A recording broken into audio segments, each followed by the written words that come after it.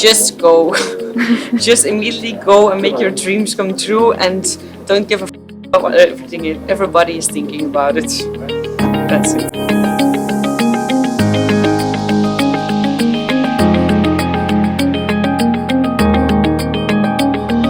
A cultural entrepreneur is somebody who brings something new in the world that is related to culture.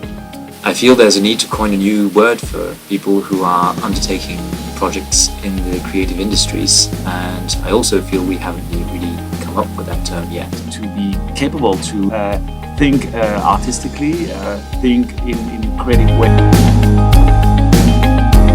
I think that entrepreneurship, or the way I call it, entrepreneurship, because you know that etymologically entrepreneurship means taking in between. So I'd like to see kind of a shift from extractive visions where you try to make money by taking to generative ways of making money, which is how can I support this community with this shared resource. So I look a lot into ethical livelihoods.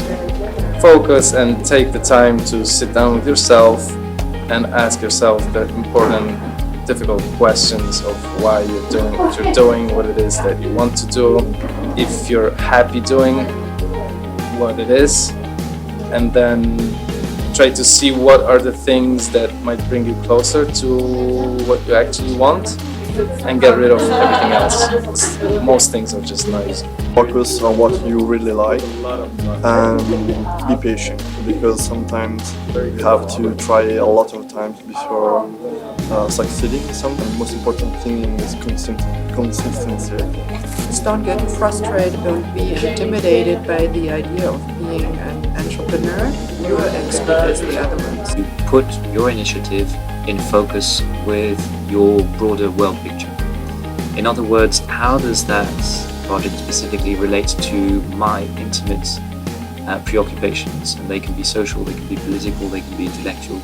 But basically, do the zoom in, zoom out work of answering the question of why am I doing what I'm doing. It's very hard to think that you can do it on your own. And it's also very hard to imagine that institutions will keep supporting us at the same level. It's already been declining a lot in the last 10-15 years. So I think now is an era of mutualization. So I think artists, cultural entrepreneurs should really look at their lives and say, how can we pool resources with other people who want the same thing? And just start thinking very systematically.